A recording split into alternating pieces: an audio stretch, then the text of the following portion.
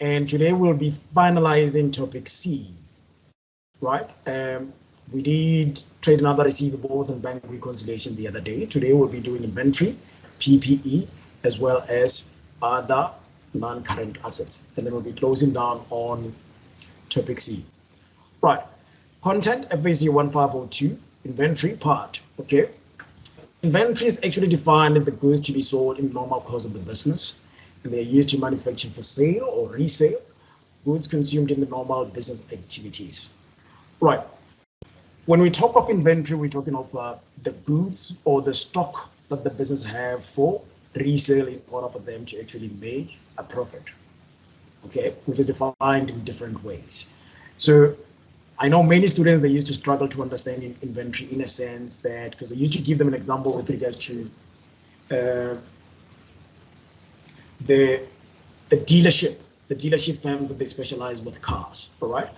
So here is the thing, when you deal with inventory, you need to understand the nature of your business, all right? So identifying the nature of your business will help you to identify if that pertains to inventory or not, okay?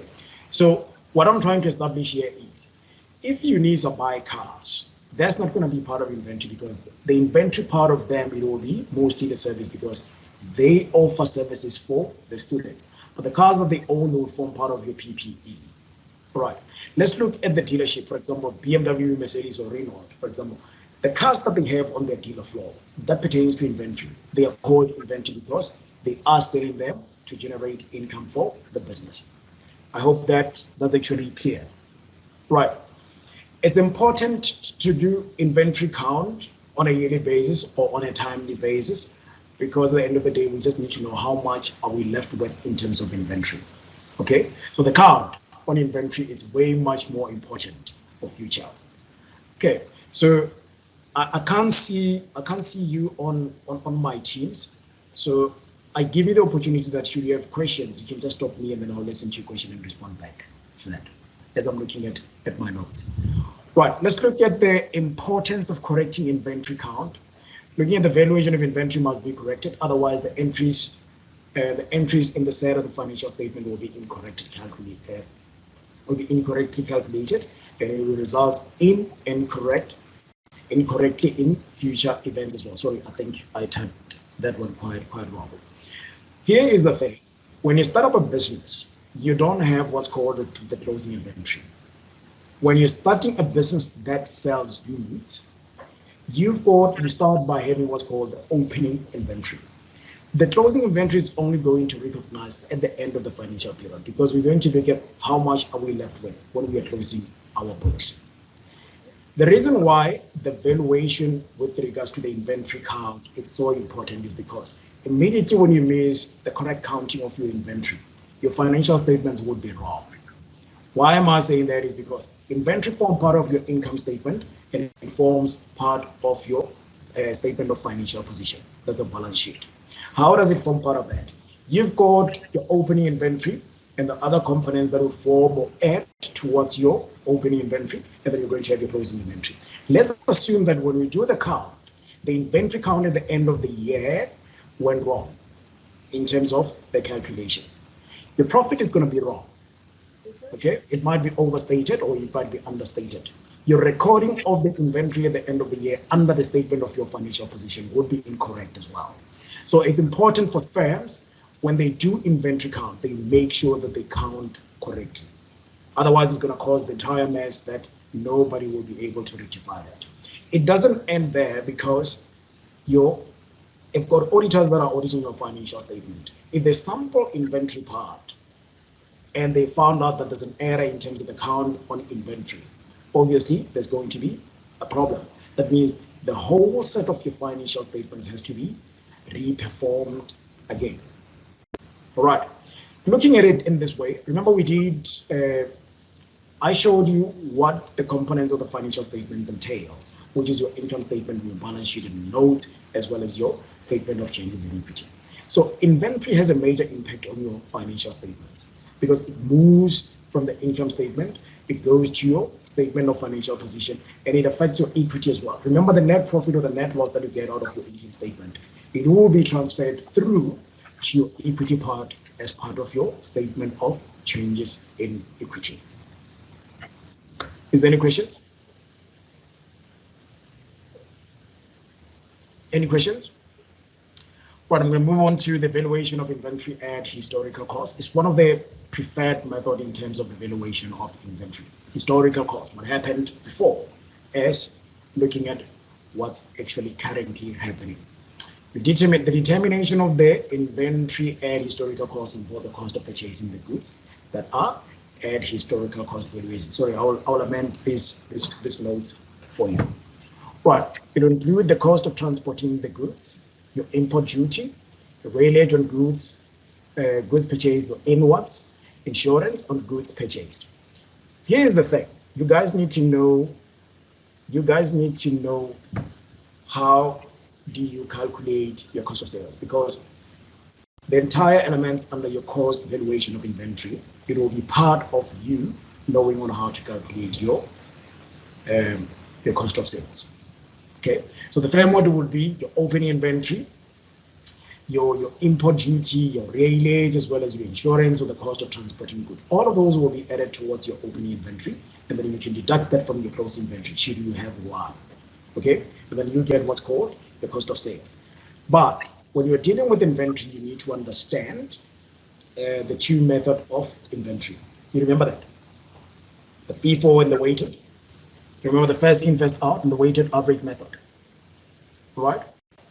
But I don't think you should worry about that one at this point, because we are dealing with inventory at historical cost. Let's look at the disadvantage of using your historical valuation cost. Right, if inventory falls below the historical cost and the value stated is not realistic, therefore the inventory must then be valued at the net realizable value, alternatively for historical cost. Right, net realizable value is the price at which inventory can be sold. Okay, I'm going to break this down for you now. If you take Woolworths or Truworths, for somebody's actually on unmute, can you mute yourself so that you don't stop this kind of a conversation, please? So you don't bring this. But looking at the disadvantage here under your net realizable value, net realizable value is actually not a big term. It's just that it's not used quite often in your content or at your stage. Okay, but I'm just going to give you an example with regards to how does that come into the picture. Let's take, for example, Woolworths, or we take Truworths or markups, for example. So the nature of their business depend on what's called the season and the fashion. Okay, if you can, recently I know Woolworths was on special for about 65% of that, simply because they want to, what they want to do is they just want to take the goods out of the shelf to be going to be away, so that they can just focus on the current fashion based on the current season. Okay, so but one would wonder, why are they going way far with regards to cutting their percentage from 100% to actually 65%? That will be the reason as to why are they saying that, because the fashion is no longer relevant to the season. You get what I mean? However, it doesn't mean that they haven't made profit out of the goods that have been sold during that fashion, or during that fashion in winter, or during that season. Sorry. Right. So they're somehow forced to actually make sale on their goods simply because nobody can buy them. Nobody's actually interested in buying them. Only quite a few number of populations are willing to buy them, planning for the next season. Right. But even if you're planning for the next season, it's going to be a winter which the clothes that you have bought now for the future season, they might be out of fashion. Nobody's interested in that, because we are actually focusing on what is going to happen in the next season. What are the new trends in terms of fashion that will be able to take part at that time? That's why retail stores are actually forced to sell their goods that are actually on the shelf for a long time, just to move up with the fashion trends. Right, so they're forced to actually go below the market value of the price just to remove the goods out of the shelf. Right, let's have a look at the method of estimating the inventory valuation, the gross profit method. Who understand what the gross profit method is? I gave you a little piece of an example here. So this method can be used if the inventory has been damaged or destroyed. For some reason, there's a defect with regards to the inventory that you have on the shelf or behind the counter, right? It can be damaged, it can be stolen, it can be destroyed, okay?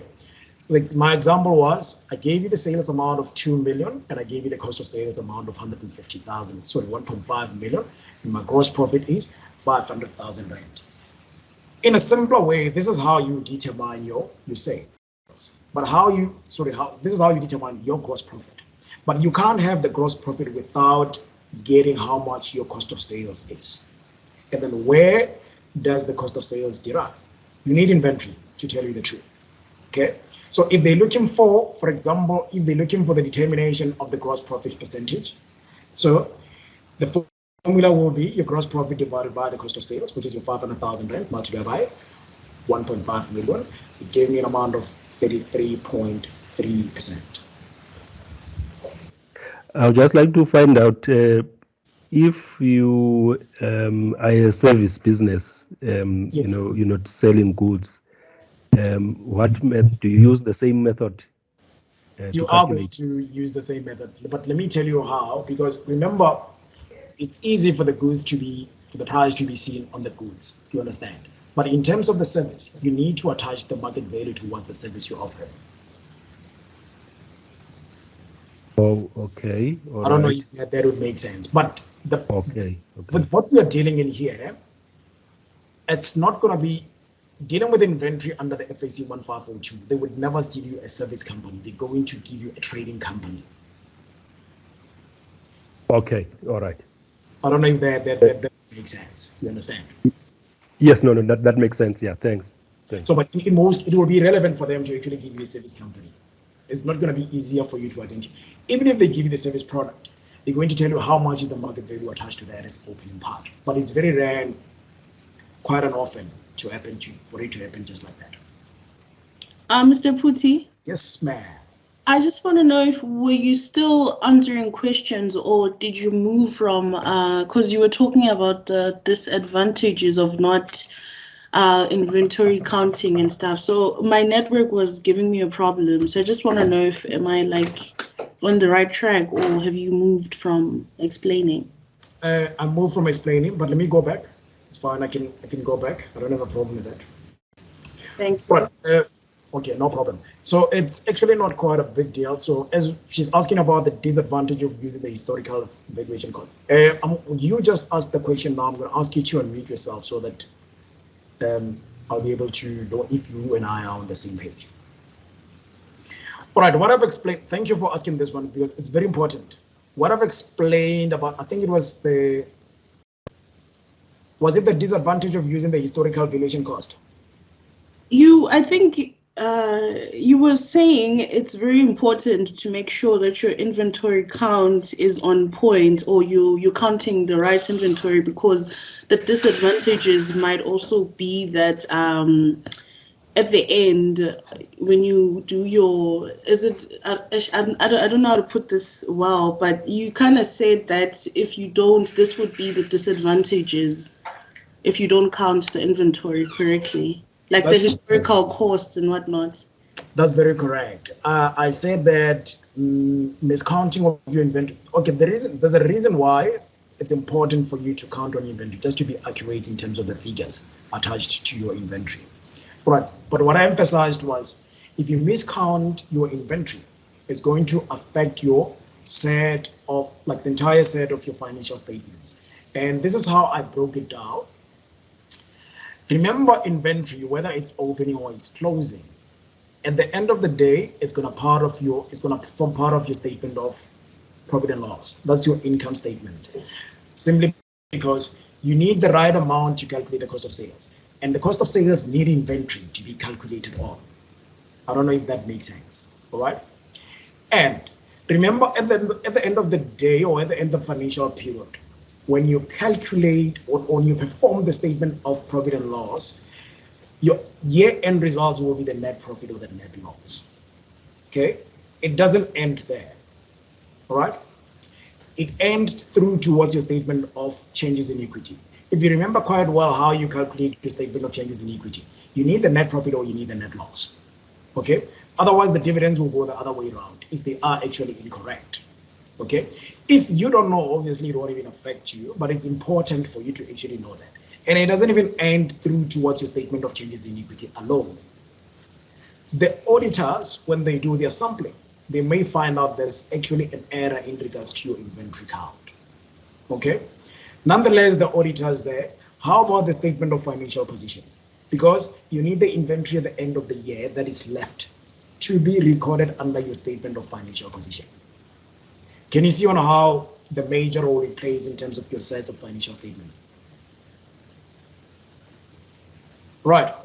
So even when you do your notes, you guys are doing the notes. It's just that they are it's not for companies or CC or partnership and stuff like that. Your notes are actually for the sole trader. That's what the content entails about when it comes to FAC1502. You don't have to worry about the shareholders, the partnership, or the members of the closed corporation. Right. But when you, for example, let's say you're changing the method of valuation in terms of your inventory. Standard tells us that you're forced to actually disclose that under your notes of PPE. So I don't know if you can see the major impact that inventory can have in terms of the sets of your financial statements. Every part of your financial statement is affected by this. Okay, same applies to if you are given a question in the exam, you're forced to get, if the exam says calculate me the net profit, and they give you different types of figures, 1 to 4. If your calculations are miscounted, the results at the end of the day are going to put you in trouble because you're not going to get the exact answer. Obviously, that's going to affect your marks. But unfortunately, that's the unfortunate part at this point in time because you guys are actually writing the multiple choice. That's why, or hence why I'm saying that you need to understand this inventory component. Okay, they can make it easy for you and say calculate the cost of sales.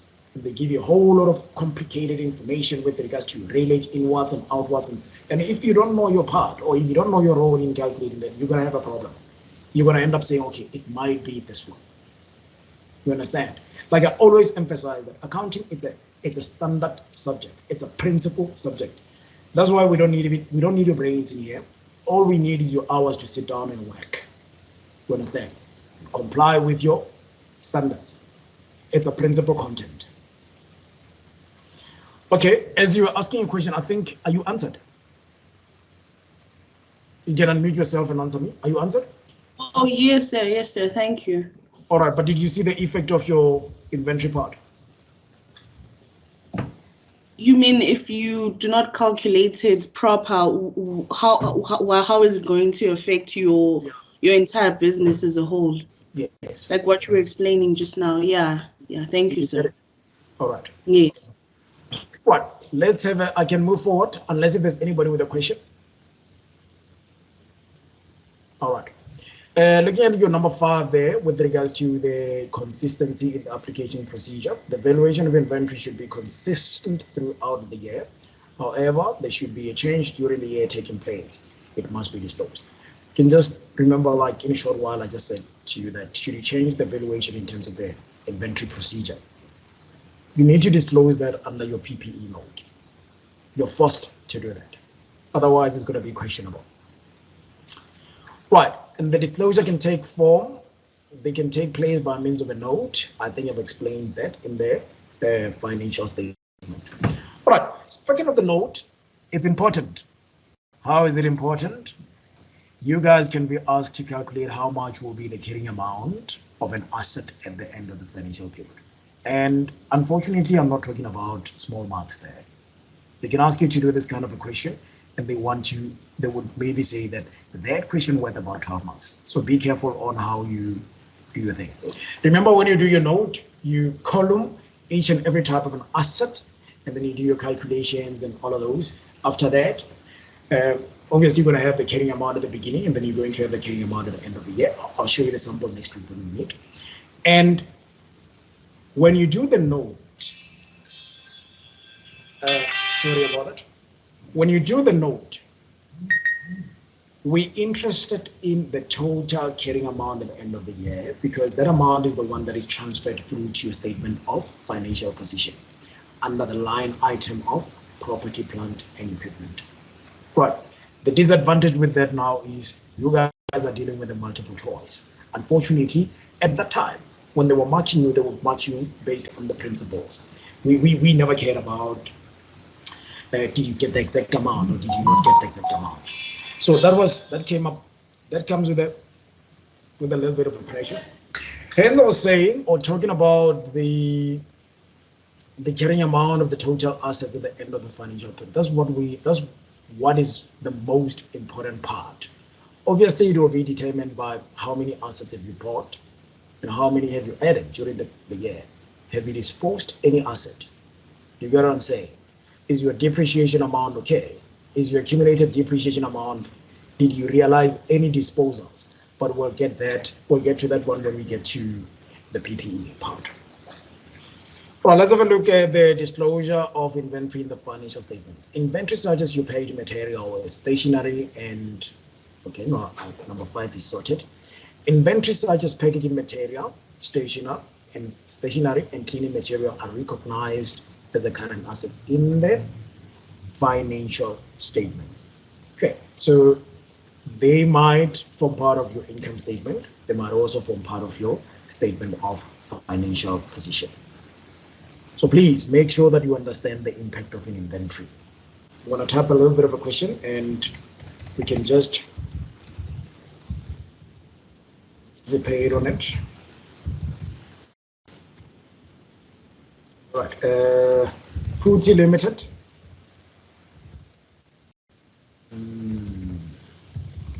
Is a year end of 31st December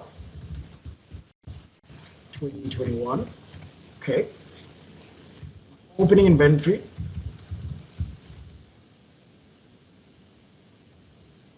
is, well, let's say 20,000 rand. We've got the purchases, the amount of 10,000. Then we've got the purchases returns for 1.5. Then we've got the realization of 2,000, and we have sales returns of 3,000. Doesn't matter that one. And the sales figure, we say revenue million, and my node will be end of the financial period.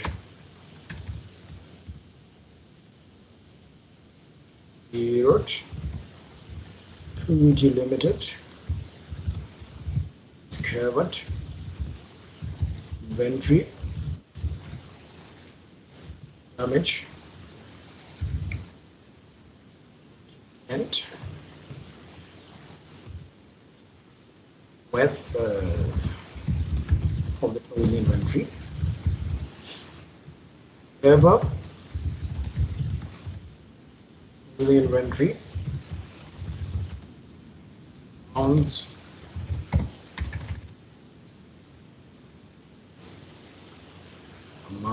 to 5,000 rand.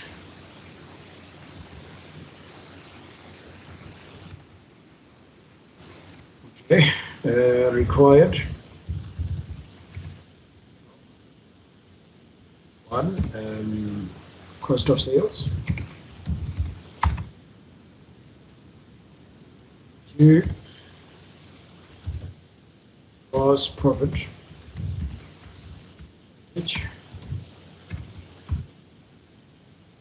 3,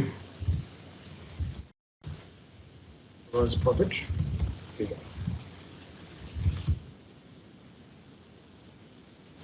That's number 3. All right, sure. This is what happens. They need us to calculate the cost of sales. Who wants to work with me on this one? Who wants to work with me? Lwando, can I pick you? Yeah, it's fine, sir. Let me tell you. Let me give you the principles of this class. Okay. If we don't have a problem with the person who is trying, you understand. And there's nothing wrong with getting things wrong because that's a good way of learning. Yeah. Do you get what I'm saying? And Yes, the best yes. part is these people, they don't even know you. You're way far. You don't even know where you stay. Okay, no, that's fine. Get me the cost of sales. So to come up with the cost of sales, we'll be adding the railage amount of 2,000. Okay, he's saying railage. Let's not disturb him, right? I just want to Okay. railage. How much? 2,000. Okay. Let me just see.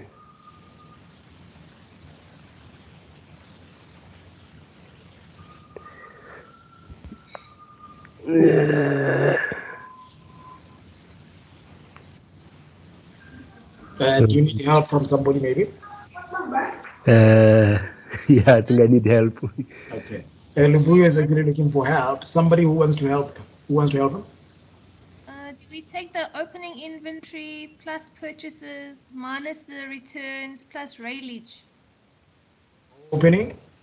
Then you said we adding purchases. Yes, sir. And then do we deduct the 1,500? I'm not sure you can help me on that.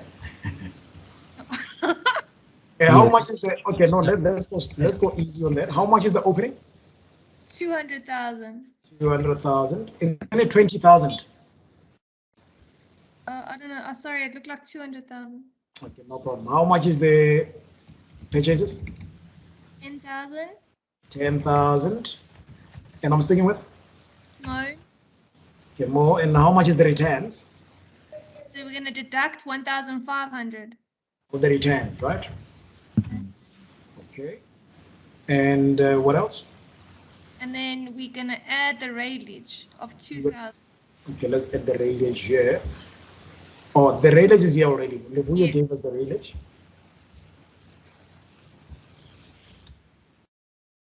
The only thing I'm confused about is the sales returns. I'm not sure. No, the sales. No, the sales. That doesn't impact our purchases. Yes, it doesn't. So is it Luvuyo? Somebody was just talking? No, that was Elvis. Oh, okay. Sorry, Mo, are you fine with your engagement? Yes, You sir. wanna add? Okay, you want to add? Okay. Elvis, it sounds like you want to continue. You can take over, my brother. No, there's nothing else to add. I think that's about it. Oh, so that's about it. Yes. Okay. All right. You are faced up with this kind of a question in there. Thank you so much for those who participate. You're faced up with this kind of questions, and the truth is, it's likely to come up in your exam. Okay. It is now, you know, the tricky part. All right. You guys are correct. You don't have to. Your sales and your sales returns has nothing to do with the calculations of the cost of sales. However, your sales and the sales returns has something to do with your gross profit. Simply because you need to get how much is the revenue, and then you minus that from the cost of sales. The revenue part, it's never complicated in most cases, unless if they bring you the issue of they give you two items. Let's say they give you the cost of sales, and they give you, let's say they give you the gross profit and they give you the sales, and they say that cost of sales, it results in a certain percentage of those two components, being your gross profit as well as your sales part. So, but sales, it has nothing to do with the calculations of the cost of sales. It's independent on its own. Okay, so we've got a little note in here that says that at the end of financial period, Pucci Limited discovered that inventory damage of 2% worth of the closing. However, the closing inventory amounted to 50,000 rand. All right, here's the thing. Let me just say 5,000, sorry, because it's going to give us the gross loss anyway. Here's the thing. Every time when they tell you about the defects of the inventory, whether it's opening or whether it's closing, you need to adjust it first before you can put it under your cost of sales calculations. Am I making sense? They give you the closing inventory, which is entirely 5,000 Rand, but it has to be adjusted because there was a damage. Why it has to be damaged? Why it has to be adjusted is simply because of the damage. You can't sell the defected goods to your customers. Does that make sense? So it's the same as when you're selling goods and they return them back. You can't count that as part of your income because they're back. It has to be deducted from the income. Make sense? So this is what you're gonna do. This is what you're gonna do. You will say closing, because it has to be part of this. Closing with an amount of 5,000 Rand, then you minus 2%. Okay. So the adjusted figure would be, let me see, 5,000. And then you multiply that by 2, you divide it by 100. And then that means that your closing inventory is about 4,900 Rand. That's what I'm getting. Are you getting the same amount?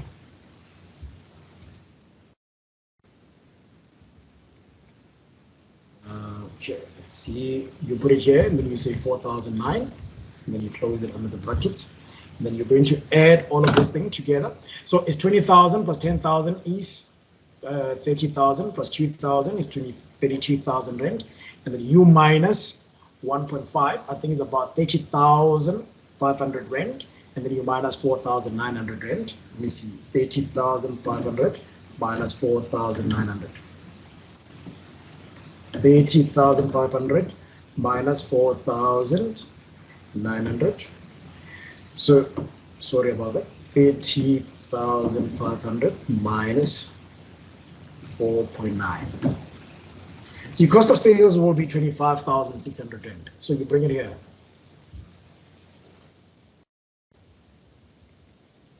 25,600 Rand. Guys, if you can, there was a question that I did with the class. It's in your, I think it was one of the previous assignments.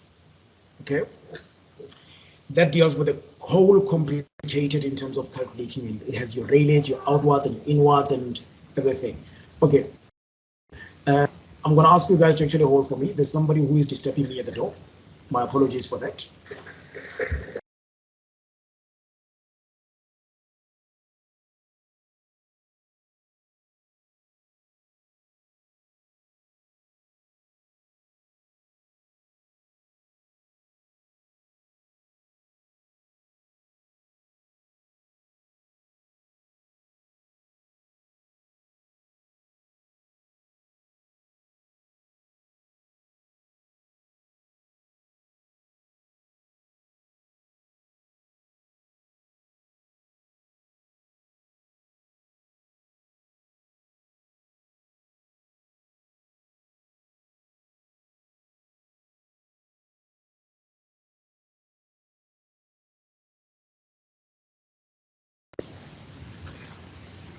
My apologies for that. As I'm not working from home, people just keep, because I'm actually at the reception of UNISA now inside campus.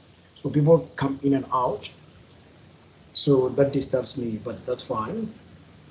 All right, as I was doing these calculations here, the cost of sales is 25,600 Rand. Okay, so we're looking for the gross profit percentage. Okay, we just did this now under the summary. Who wants to help me here?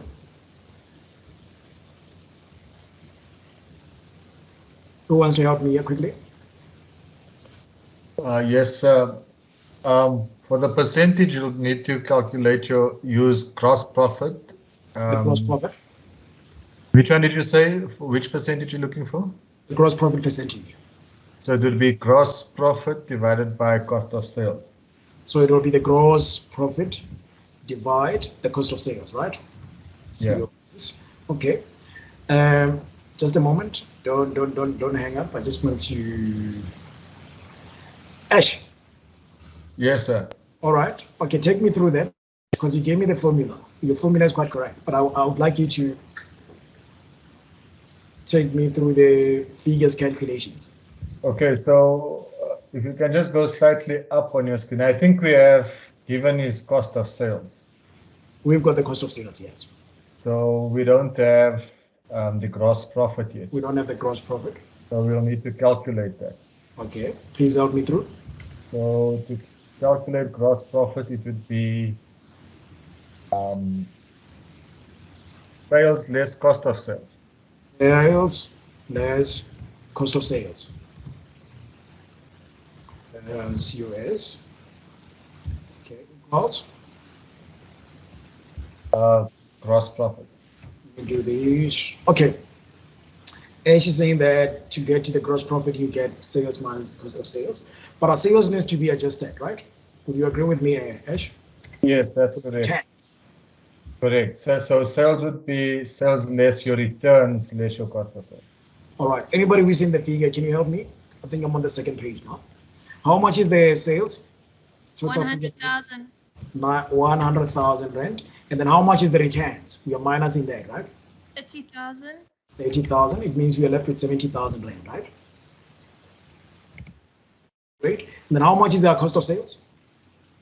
25,600. 25,600. And how much is 70,000 minus 25,600? 44,400. 44,400. Thank you very much. 44,400 rand. Okay. So this is our what? Gross profit. Yes, sir. Okay, no problem. Then we said, Ash said that gross profit divided by the cost of sales will give us the gross profit percentage. Okay, so that will be 44,000 is 44,400 divided by how much is the cost of sales? 26, right? 25,6. Yes, sir. Okay, it won't give us the percentage per se because let me see, it's 44.2 divided by 25,600. 173%. All right, so it's 1.73%, right? 0.73%. Obviously, you have to round it off. I think you multiply this by 100, divided by 1. So you can't have a percentage over 100%. But what causes this is because of our gross profit is greater than our sales, our cost of sales. Sorry. Does it make sense? But you would end up getting this as your percentage. I think I messed up with my figure somewhere, which is why the percentage is over 100. Right, but the principle is quite okay.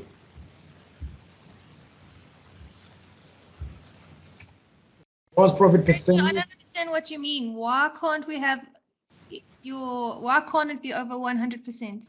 No, usually the percentage are below 100%. It's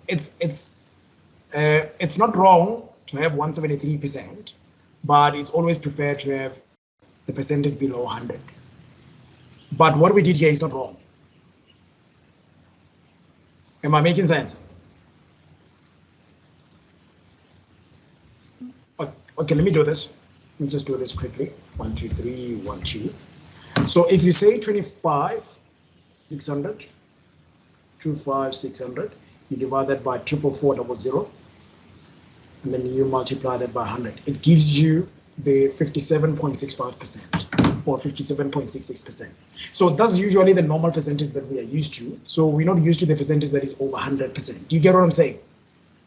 But 173%, it's not wrong. That's what I'm trying to establish. Okay, thank you. Okay. Gross profit figure, I think we calculated that, right?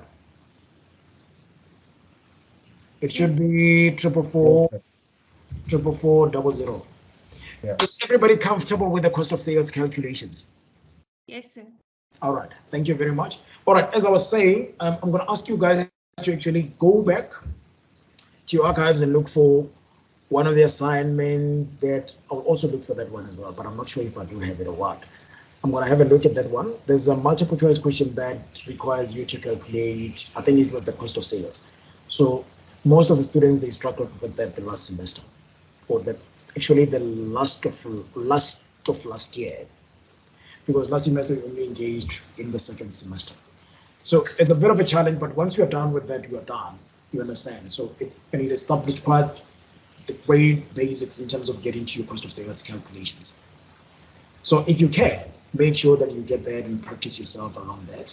And in your study guide, there's a good way that you can sport in terms of calculating the inventory, no matter how it is brought up to your face.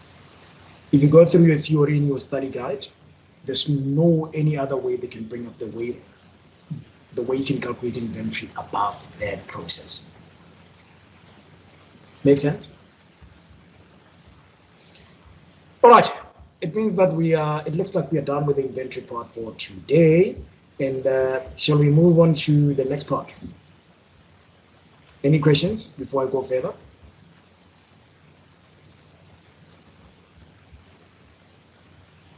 Any questions? I think people are happy. Well, let me get my summary for the property, plant, and equipment, and I'll show you.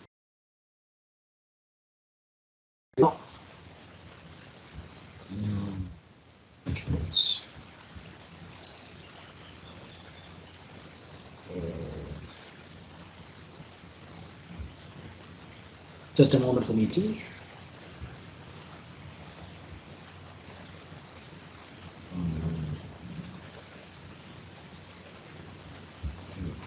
Documents.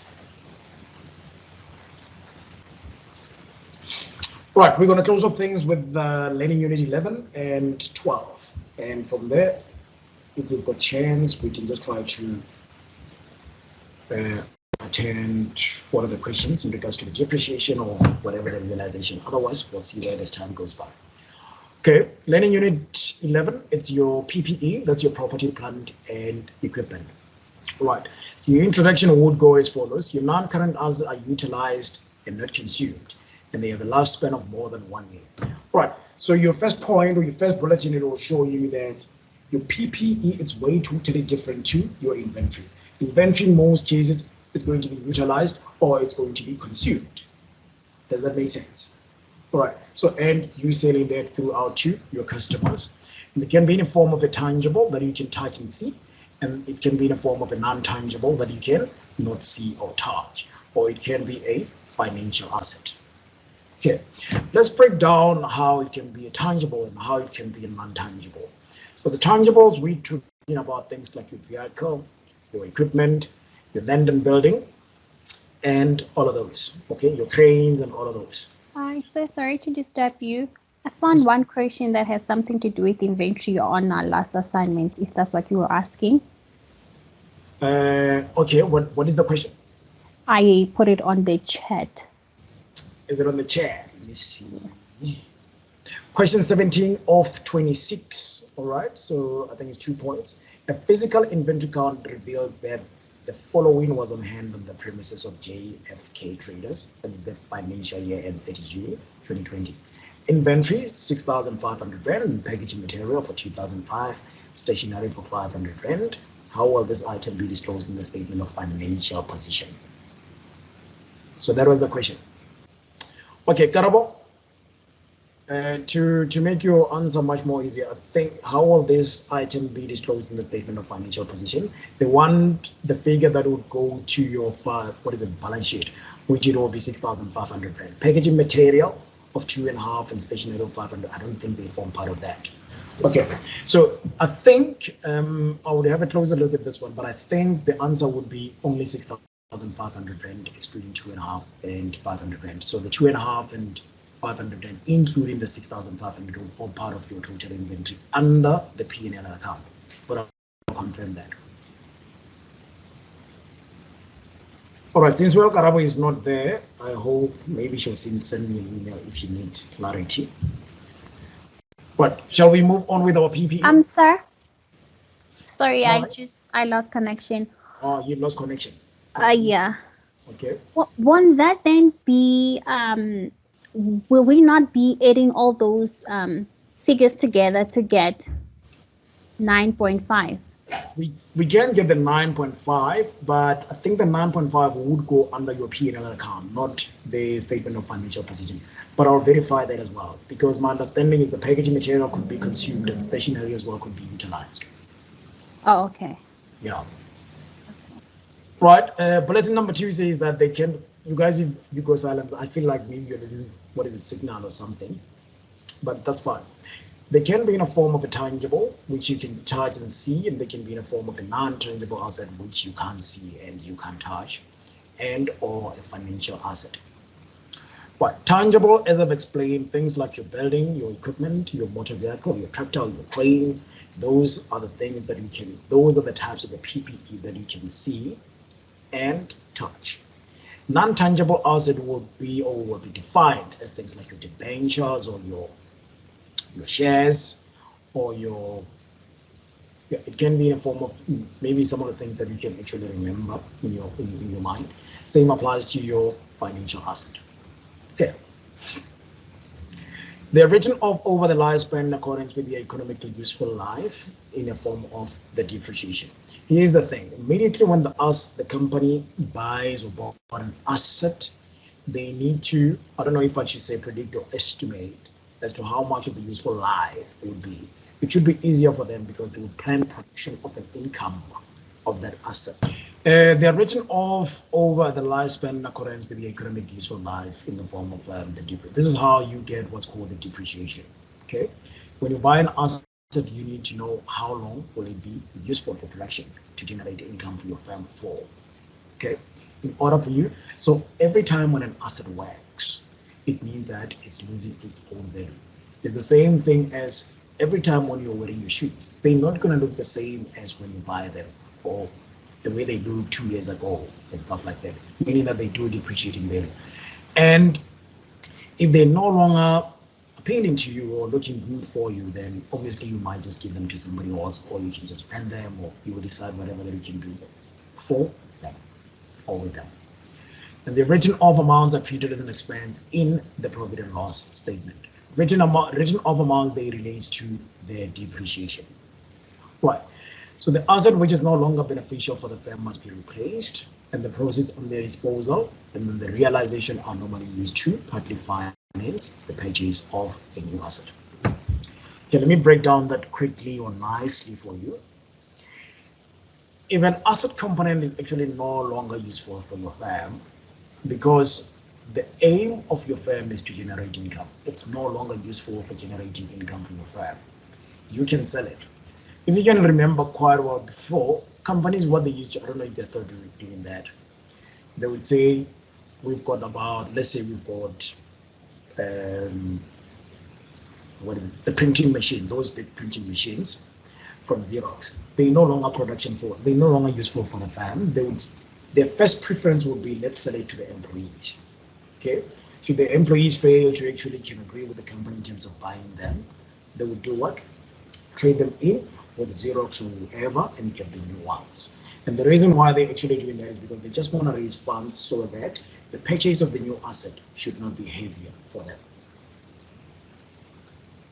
Okay, so it doesn't end in there. The disposal of an asset. Remember, when you dispose an asset that is used to produce an income for the firm, automatically you're going to have what's called the realization account.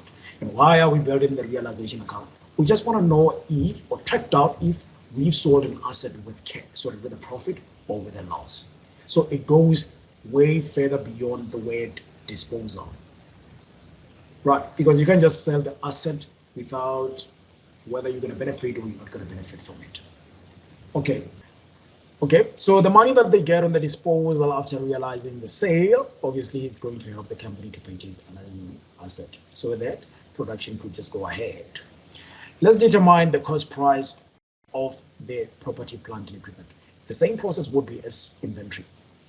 The cost of inventory, it's actually followed in this process, which is, it concludes of how much does it worth. The purchase price, including all the assets, all the expenses in bringing the asset to their belonging or their rightful location. The installation cost would be there, or any other cost incurred in getting the asset into their operation. Again, it's important to know that. Very important to know that. It can be part of your exam. Right, let's look at the safeguarding and control of your PPE.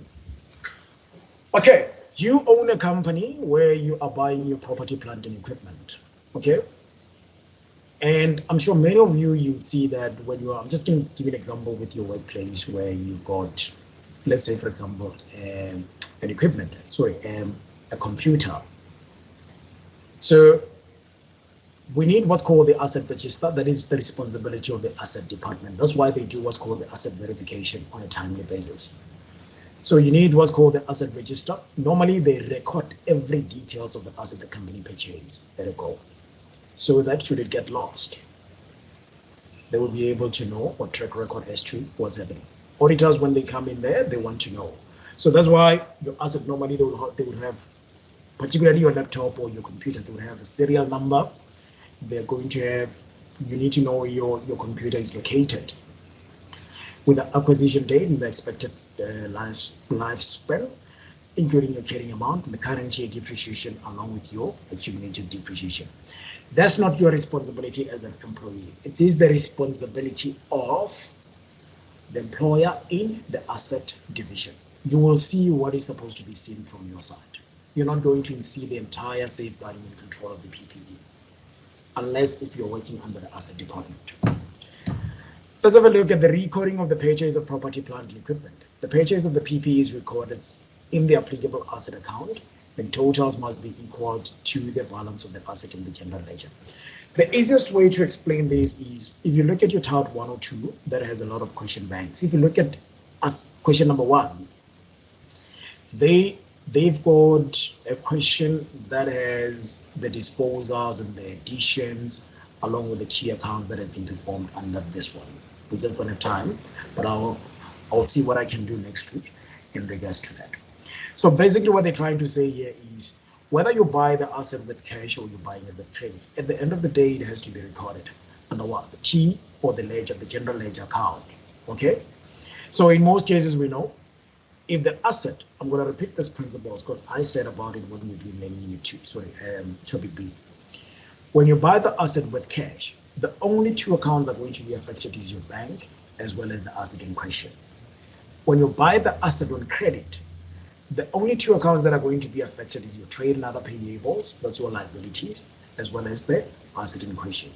However, when you are buying an asset, it doesn't matter how you buy it, whether it's cash or it's credit. The asset part will always be on the debit part. Right. So if you're buying it with cash, obviously there's a reduction in the bank account, it will come to the credit side. So what you do is you're going to have 2 T accounts for the asset in question. Your contract allocation account would be the bank under the asset in question. And the only contract allocation account would be the asset in question under your bank. Am I making sense? It's going to spread a little bit further when you buy the goods on credit, because you're going to have what's called the trade and other receivables. Sorry, the trade and other payables. That's your suppliers or your creditors. The principles tells us that those ones, they increase on the credit side. Obviously, the relationship will be on the debit side. That's your contract allocation account. Before I go further here, I'd like to know if you guys have good questions. So, yes, sorry, I just want to check if I got you correctly. You said on the asset account, it will be on the credit side. On the, okay, because I'm explaining it on Teams now, let me just make it much more easier with you, Ash. Yeah. Do you have a pen and a paper with you now? No, I get it. I just, my understanding is that because you're increasing the asset, it will increase on the debit side. Yes. But I heard you say now the credit side. I'm not sure if I interpreted that correctly. No, the credit side will only be affected if you bought the cash by, sorry, the asset by cash. Because remember, a bank is an asset, and the bank decrease, it will go through the credit side. Correct. Okay, I'm with you. Thanks. All right. And the other way would be if you are purchasing the asset on credit. Remember, automatically the bank is waived. You're going to adopt the trade and other payables. That's your creditors. Yes. So you know by the standards, the principle says that creditors as liabilities, they increase on the credit side. Yeah. Make sense? Yes. So but if it's on credit now, so your asset would increase on the debit side. Yes, that's correct. So your trade and other payables would increase on the credit side. Are you getting it now? Yeah, got it. Thanks. Okay. Everybody else is actually on the same page as I. This is what we've been discussing. Okay, number 1, Pruti has purchased vehicle.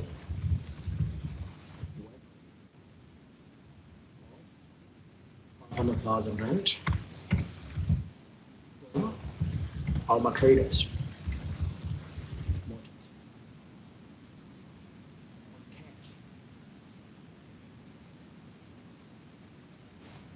Let's give you a breakdown. Breakdown will be as follows.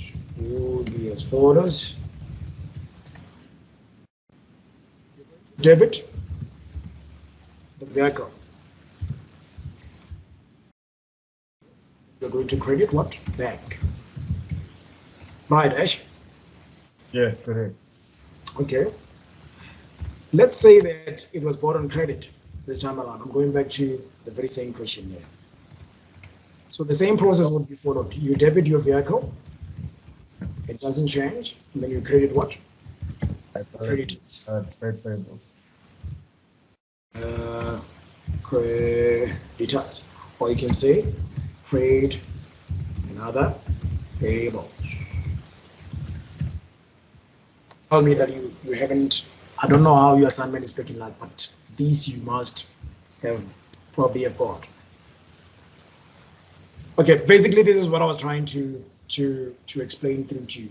So when you're buying an asset, you need to look at what method did you use? Was it cash or was it credit? Because that's how it's going to differ things. It's going to make things to be different. So if you're buying them on cash, obviously you're going to debit what's called the vehicle, and then you're going to credit what's called the bank. So whether you buy them on credit, it doesn't matter. The vehicle will always be, because there's an increase or an upside with regards to your asset. Debit your vehicle, and then you credit your creditors and other payables. Make sense? Yes, Questions? All right, thank you. Any questions? Depreciation is an asset or purchase to generate income. The cost of owning that asset must be written off against the income over the useful life of that an asset. Another important part, right? Depreciation is defined as a systematic allocation of the depreciable amount of an asset over its useful life, and the method to be used must be decided on. I cannot tell any other company to use the method that I feel is safe or it's good for them. They have to decide on themselves, okay? But they have to disclose that under the PPE note, that the method in use of the depreciation is the cost, or is the reducing balance, or is the production method unit. Okay, let me just quickly have a look at the recording of the depreciation. As per the double entry system, the contra allocation amount for the depreciation is always your accumulated depreciation being on the credit side and the depreciation being on the debit side. Okay. The carrying amount of an asset will be resulting from the cost of the specific asset deducted from the accumulated depreciation. Okay. Basically what they're saying here, the contra allocation amount, we say debit, depreciation, and then you credit your accumulated depreciation. Okay. And getting the specific, what is it, carrying amount, you're going to have less than the total cost year end is 300,000 rand, and it's accumulated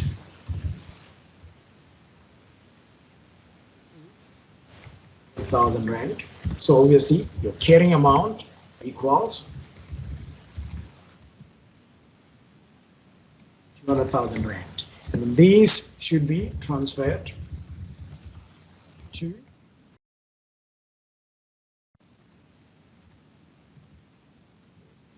right. So total cost at the end of the year is 300,000 rand, and its accumulated is 100,000 rand. Carrying amount is the difference between the two, which is 200,000 rand. This is the figure that we are looking for at the end of the year. It's going to be transferred as carrying amount under the statement of financial position. Okay, I'll move on this one. Let's look at the method in calculating your, or what's called the depreciation. What you've got your cost, or you could use straight line method, which is the cost minus the residual value multiplied by the percentage given or its useful life. So I don't think you guys will have to worry about the residual value. Normally you don't have to calculate this, they just give you the figure. Okay, but if it's not there, you just take your cost and then you multiply by the percentage given, and then you're going to multiply that by all the useful life. Okay, this is one of the things that you have to be very careful of when you're dealing with the depreciation, because the issue of the sale and the issue of an addition might be part of your depreciation calculations. Okay, this is how you're going to identify that. You say you're going to look at how long have I had this car in the current year. You're going to calculate the number of months that you had up until the date of sale. Okay, so depreciation will be for that period. You can't calculate the depreciation for the future period if the asset has been sold. Am I making sense? So the same thing as addition. Let's say my year end is the 31st of December to 2021. Automatically my beginning of the year would be the 1st of January 2021. And I decided that, okay, at the beginning I had an asset. Let's say I had a vehicle that I sold on the 1st of August. Okay, so your depreciation, if it's on cost and then you're not given the residual value, you're going to take that cost, you multiply, let's say it's 20%. You say cost multiply by 20%, multiply by 7 divided by a month, because you only carried that for 7 months.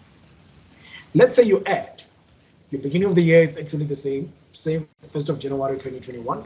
In April, you decided to buy another asset. So what you're going to do is, you're going to say, I'm having this asset from the 1st of April up until the 31st of December. You're going to calculate the months that you are going to have, or that you have from April up until the end of the year. Am I making sense? So it's all about when did you have the asset and when did you lose track of the asset. So the dates are very important when it comes to that. Second one will be the diminishing balance method, or the reducing, right? So we all know that it will be the cost minus your accumulated depreciation. If you've got the residual value, you multiply, you minus that, and then you multiply that by the percentage given, or rather the useful life. Usually the useful life, they would say 5 years. Sometimes they don't give you the 20%. They will be like, the useful life is only 5 years for that. So you take the cost, adjust it necessary, and then you divide that by 5, and you're done. Okay, so obviously if you want to convert that into percentages, you can just say every year in 5 years accounts for 20%. So it will be 20, 40, 60, 80, 100. So even if you say cost minus the accumulated depreciation minus the residual value, you multiply that by 20, you divide by 100, it's 5. Okay, but if they say it's 4 years, then obviously you're going to convert that into 25% each year. But because it's quite confusing, I won't advise you to do that. Just go straight as with regards to the information being given to you. Production units method, the units produced during the year divided by the expected number of units to be produced. This is one of the easiest methods I've ever came across in here, because it just look at how much have we produced and how much are we expecting to produce, and then you multiply that by the cost of an asset, and you're sorted. Right, acquisition of your property, plant and equipment, and this explains that the asset was purchased during the current accounting period with an expectation of a pro rata. Exactly what I just told you now. If the company decides to buy the asset, let's say mid-year, you have to take the cost, do the necessary adjustment in terms of your accumulated depreciation in the residual value. That will depend upon the method being given, and then you multiply that by the percentage given, or the useful life as a division, and then you multiply that by whatever the remaining months been given in there. Okay, and let's have a look at the disposal of your PPE. This occurs when an asset is no longer useful for an entity's production, and it has to be removed from the books of the business and the asset register. We get away with that. It's no longer useful for the business. We sold it, so we can't account for something that we don't have in the business. Right, ways in disposing the way disposing of an asset. Either you scrap the asset completely, then there you must be responsible to account for the loss, or you're selling it outright, or you're trading it as a partial payment on the purchase price of an asset. Okay, if you've got your tutorial letter for the question banks, I think it's 1 or 2, Question number 1, like I said, it has the realization. You can do that on your own, and then you can do question under the same question banks. You can do, I think it's the last question, 17. Do the calculations on that. One thing I like about the first question is it's a pure disposal, and then the last question is a trading disposal. So there's a difference in terms of how are they accounting for that. But we'll do that. I'm going to come up with a lot of examples, and then we'll do that. Is okay? Okay. It is always important to know that if the asset is traded in for another asset, the profit and loss must be determined for their disposals, and it has to be recorded under the statement of profit and loss. Okay, so it's what I've told you before, that when you are disposing an asset, obviously you need to determine as to whether you've sold that at a profit or you've sold that at a loss. All right. For the given part will be it's completely disclosed under your profit and loss statement. How do you disclose that? If you made a profit, it's going to go through under your incomes. And then if you made a loss, it will form part of your expenses. That's as easy as it is. Okay, as I've emphasized enough,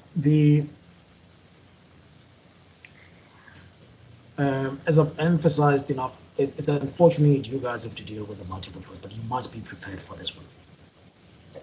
You must be prepared for this one. Okay, I just want everybody to turn on page 248. I want to show you something quickly, or I will explain it. Is okay. Okay, there's what's called the pro rata in terms of your depreciation. It's summarized under your study guide. I'm using the old study guide. It might be different to what you guys are having. Okay, so the summary would be as follows. When you record the depreciation in the current year up until the date of the disposal, as I said, it will be the depreciation on the debit, and the contra allocation account will be the accumulated depreciation on the credit side. Okay. Now you have to calculate what's called the accumulated depreciation of the disposed asset. Right.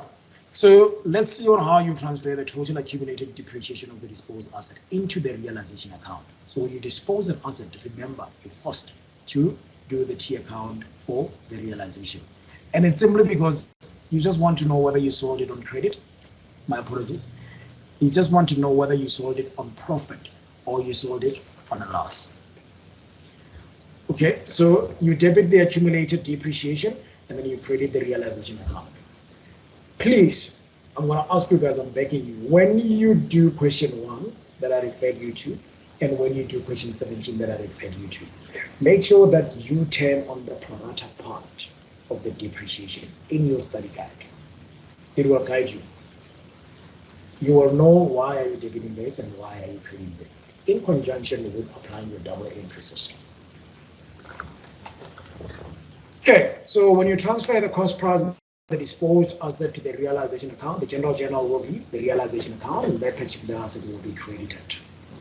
Okay, let's look at how you record the amount and on the realization. Know that the realization amount is credit in all 3 cases. So the sold asset for cash, you debit bank simply because you are receiving the money, and then you credit the realization account because there's a disposal of an asset. Okay, and when you sold on credit, the general journal will be your debit, the trade receivables. Remember, when you sell on credit, you're raising debtors. Okay, more debtors are coming to your business, and the credit will be the realization account. Okay, asset is traded in on the general journal, you debit your asset account, and then you credit your realization account. Number 5, it has a way of determining whether the asset has been disposed at a profit or it has been disposed at a loss. Please go through that, and then you transfer the profit or loss, as I've just said now, on the disposal of the type of an asset. So you're going to have your debit. If it's a profit, you're going to have the debit of the realization account, create the profit of the disposal of that asset account. And if it's a loss, it's going to go the other way around. Disposal of an account is going to be on the debit, and then you credit your realization account. Any questions? I'm going to step to the last segment. Okay, learning unit 12. This completes our topic C. Okay, let's have a look at the other non-current assets there. So That's the intangible. FAC1502 doesn't emphasize much on the other non-current assets there. It will come out maybe with 1 or 2 questions in the multiple choice. It won't even carry a lot of weight in terms of marks. But you have to understand it, especially if you're going to continue with accounting. Because when you do your 3rd year to 4th year, you're going to see flames. Okay, that's why you're dealing with a financial asset.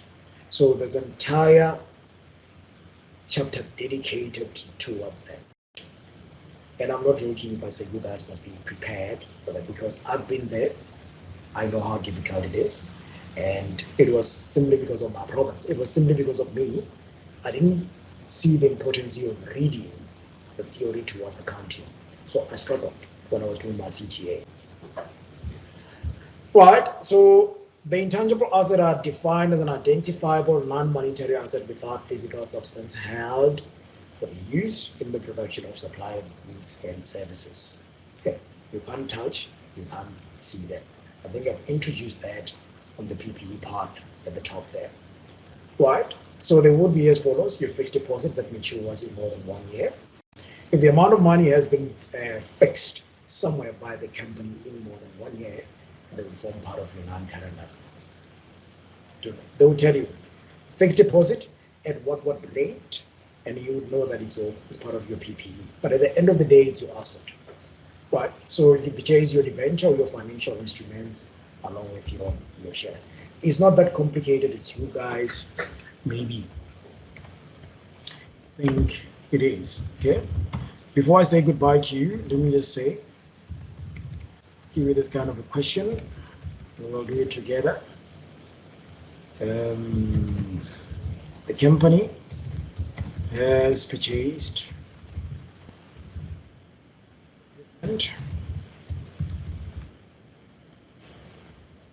Gila Motors from Macro with amount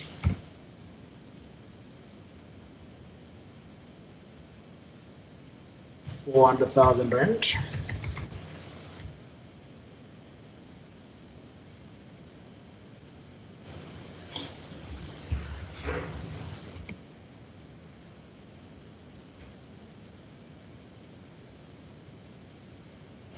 Okay, at the beginning of the year, and accumulated depreciation amounts to 80,000 rands.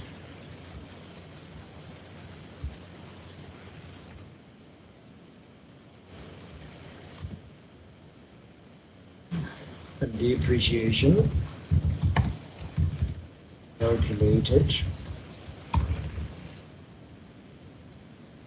at 50%. Use elimination balance method.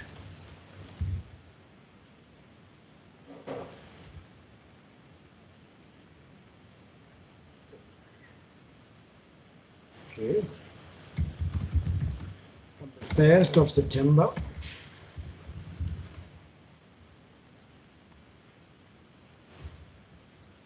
in the current year, UT Limited decided to purchase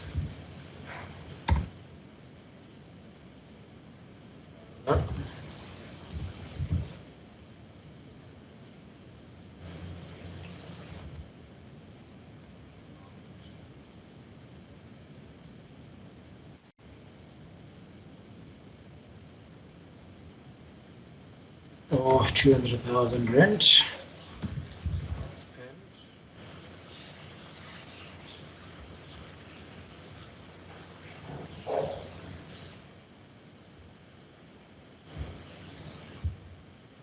Same method has to be utilized the depreciation calculation.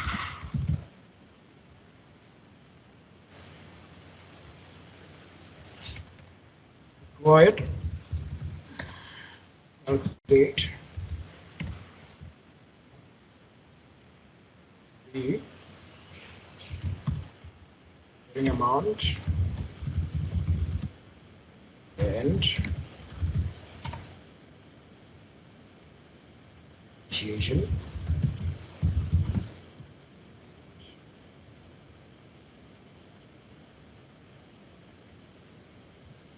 related depreciation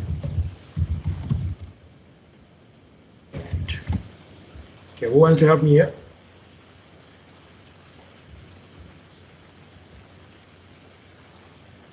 Karabo. Hi, Karabo. Yes. Do you wanna help me with this? I've created a question for you just to say goodbye. Not for you specifically, but for you as in like the entire class. Yeah. So the first question says that we need to calculate the carrying amount at the year end. Okay, let me just do this calculations. You wanna take me through? Be calculating depreciation. No, the carrying amount. Yeah, year end is the 31st of December 2021. Are we company as okay. Are we gonna take the 800 is that 80,000 from the 400,000 first? Okay, 80. Okay, let me just follow what you say. 400,000 minus 80,000. Yeah, but that's the depreciation from at the beginning of the year, right? Okay. Equals. Was it 320? That's the difference, right? Yeah, that's the difference. Okay. And then now, do we now have to account for the 15%? I think so. Are we now going to multiply that and then take the 15% from the 320,000? 320,000. So basically, you say 320,000 multiplied by 15%. Yes, if I'm correct. Okay. That will be equals 48,000. Is it 48,000? 48.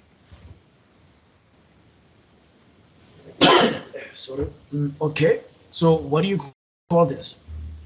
That is the beginning. Yeah, it is the beginning, but what do you call this 48,000? Depreciation. Depreciation. At the beginning of the year, I think. Okay. You want to go further? Let me see on the purchase. I'm not sure about the second part, but wait. I beg your pardon? I will need help with the second part. Let's see who I can pick. Ash, are you still there? Can I go in there? Sorry. Hey, Okay. Hi, everyone. Okay, go ahead. So I think what happens next is we subtract the 48,000 from the 320,000 From 300. Okay, to get what? to get the carrying value at the end of the year. Minus 48,000. How much are you getting there? Let me quickly do that. 272. Is it 272? 16, isn't 16? 16? That's 272. 272. Like this? Yeah, Yes, that's correct. Okay, no, it's fine. Sorry, I didn't get your name. Portia Okay, Portia. And then what do you call 272? Carrying amount. is the carrying amount. Do you want to go further, Portia?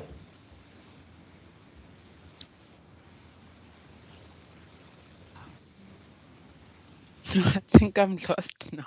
Oh, you're not. No, thank you so much for partaking. Ash, please come in. Oh, Sorry. no, I'm sorry. I wanted to volunteer for the second part of it.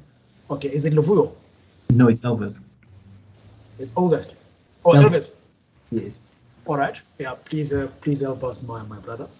Okay, so with the new equipment that was purchased, we're going to take the 200,000. Okay. And then we're going to divide it by 15%. Divide. No, multiply by 15%, sorry. Multiply by 15%. But the thing is, because it was bought during the financial period, which was the 1st of September, so right. we're going to calculate depreciation from September, which is September, October, November, and December, because it ends on the 31st. So it's going to be 4 by 12. Yes, and then we're going to get depreciation for that specific equipment that was bought. Okay. Thank you so much, Office. You did exceptionally well on that one. It's 10,000 Rand. Is it 10,000? Is it 10,000? Yes, so I got 10,000.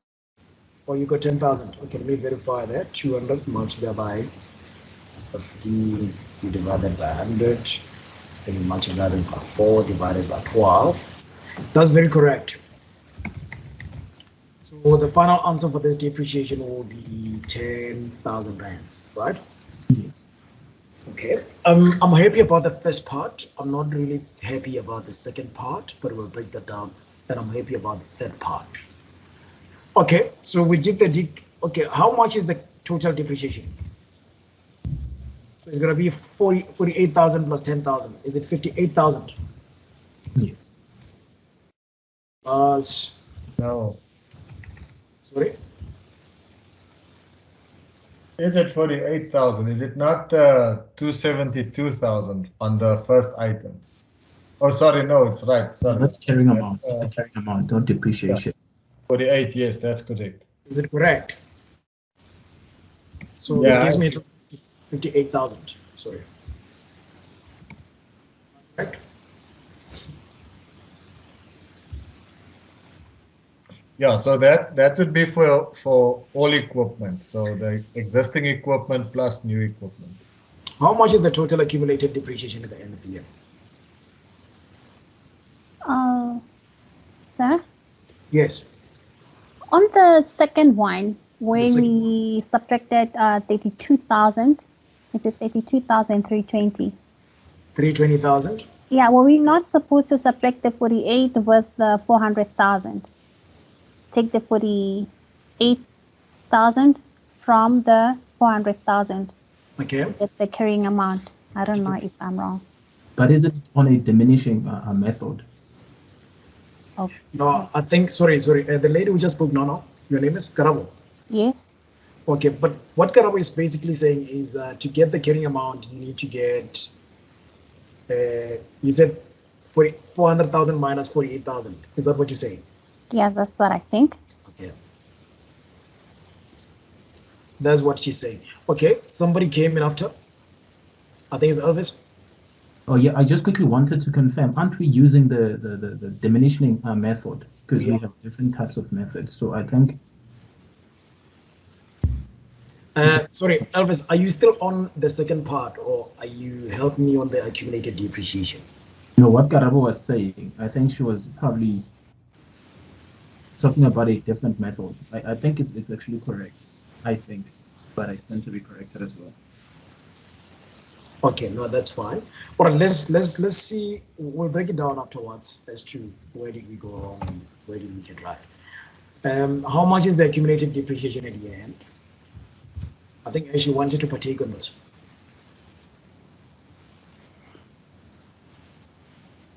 Yes, I'm trying to figure it out still. Maybe someone else can come in for now. Okay, he needs help. He needs help, guys. Do you mind helping him? This is Norman. Norman, hi. As far as I can see, sir, it's the 80 plus the 58 is the accumulated depreciation. 80 plus 58,000. Okay. So we're having how much? 138,000. 138,000. But the carrying value of all assets will increase. So the carrying value will go up? At year end, yes. Okay. So the carrying amount is a provisional amount, the one that you've got in point 2 up there. And the carrying amount will increase by the depreciated value of the new asset, as far as I can understand it. Okay, thank you so much for that. Anybody who wants to add on what Ash, Norman said? All right, look, I'm happy about the way you guys are taking this kind of equations currently, because there's no denial that depreciation is not an easy concept to deal with. Okay, so the first part to calculate your depreciation, I'm happy with that. You got your, basically this should be your carrying amount.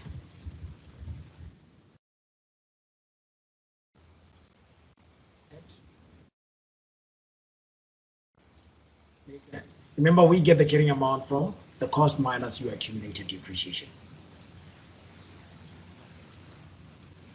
Does it make sense? Mm-hmm. Okay, and I'm going to bring the depreciation part is actually fine. There's nothing wrong with that in the middle of the year. So in the middle part of the format, I'm happy with 48,000 rands. Okay, and I think it was Elvis who gave us the depreciation of 200,000 and multiplied by 15 times 4 divided by 12. Okay. However, let's extend so that we can get the right carrying amount. Remember, this is the carrying amount at the beginning, right? 320,000 rand. So it's simply, you're going to put this, when you do your note, you'll just say cost minus your accumulated depreciation. 40,000 rand is my cost. 80,000 rand is my accumulated depreciation at the beginning of the year. So 320,000 rand should be my carrying amount at the beginning of the year. Am I making sense? Yes, sir. Okay. Yes. Yep. That's Yes. fine. All right, continue the 320 multiplied by 15%, getting the depreciation of 48,000 rand. That's okay. I'm happy with that one. 48,000 rand is actually the correct amount for the depreciation. So sure, I'm going to move this now in order for me to get the right carrying amount at the end of the year. All right, Norman, thank you so much for the accumulated depreciation at the beginning of the year. It's okay. 80,000 plus 58,000 rand equals 138,000 rand is actually the exact amount as the accumulated depreciation at the end of the year. But we're looking for the carrying amount at the end of the year. Mm-hmm. The bigger question would be how so? But so what you can do is you can extend your depreciation to make it, remember accumulated depreciation is derived from the depreciation. So what you can do, you can just say 80,000 rand being, okay, that's all right, that's okay. What you need to do is, because you've got the accumulated depreciation at the end of the day, at the end of the year, you're looking for the cost at the end of the year. So this would be my cost. My cost will be 400,000 rands, and then I'm plussing it with 80,000 rand, not 80, my bad, 200,000 rand. So meaning that the cost during the year and the cost at the beginning of the year will make the total cost at the end of the year. Okay, so it will equals 600,000 rand, and then you minus 138,000 rand. It will give you how much? How much is 600,000 of 138? I think it's somewhere 400. 462. 462. 462. That's your total carrying amount at the end of the year.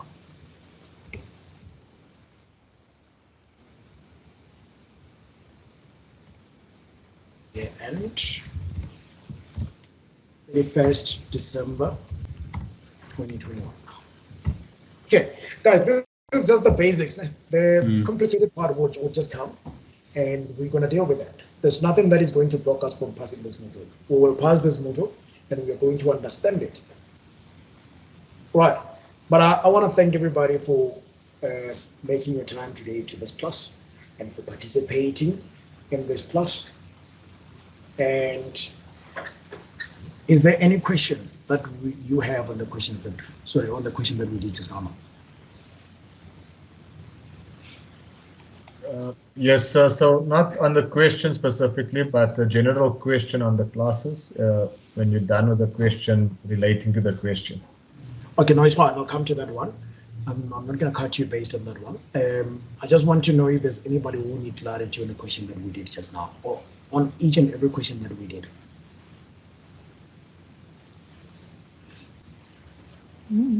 No questions. All right. That's we move into topic D next week. So our 2-hour segments will be dedicated to our topic E. Obviously, it's going to be integrated. It's going to be quite slow, to be honest with you, because I feel like you guys, there are some of the parts that you need clarity on, and I have to make sure that we are. Okay, don't worry. Whatever the questions that we might have based on what we did previously, I'll be the leader.